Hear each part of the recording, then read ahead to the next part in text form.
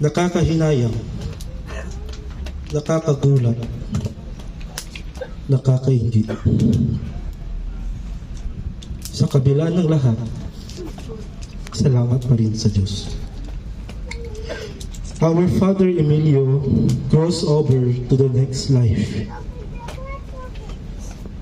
Ang kamatayan ay tulay patungo sa ating Panginoon. Sobrang sakit, mawalan ng mahal sa buhay.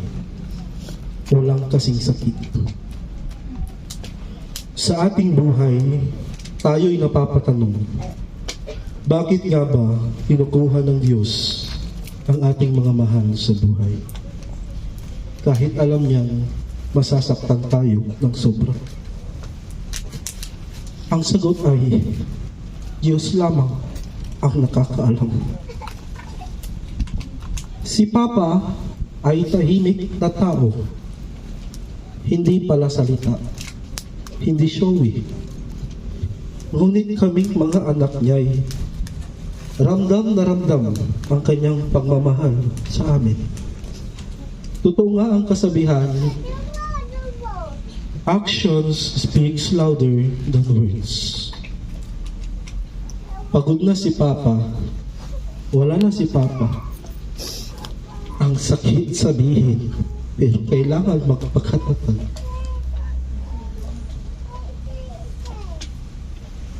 Ramdam namin ang kanyang paghihirap sa una nilang operasyon.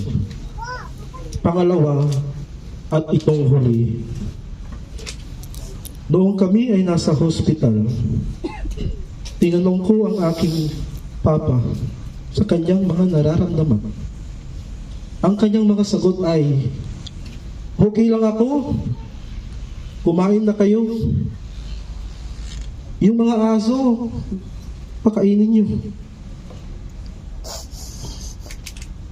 Gustong-gusto pa nila mabuhay, pero hindi na talaga kaya sa kanilang katawan.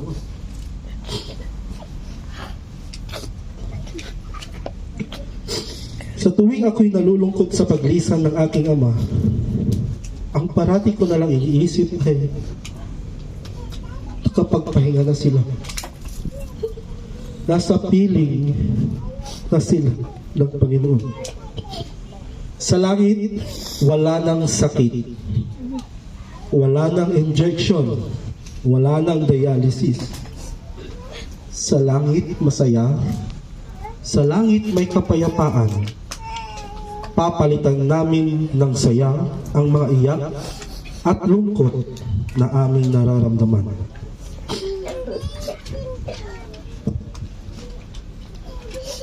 Alaala na lamang ang lahat. Wala na yung brusko kong Papa.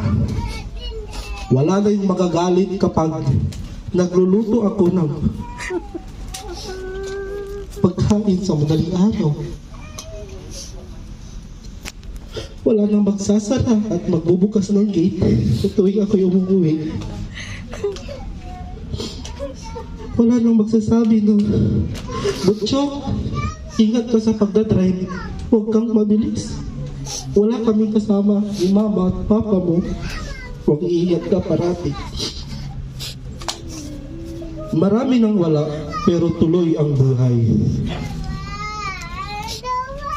Papa, I know you can hear me.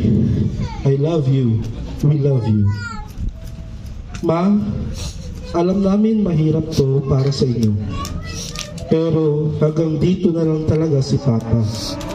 Sa ating mga ate at kuya, sa aking mga ate at kuya, ipagpatuloy natin ang buhay, dala ang mga aral at payo ng ating Ama.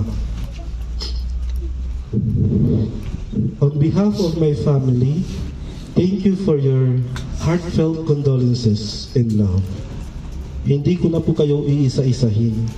Maraming salamat po. Papa Emilio Tigaros, you may know.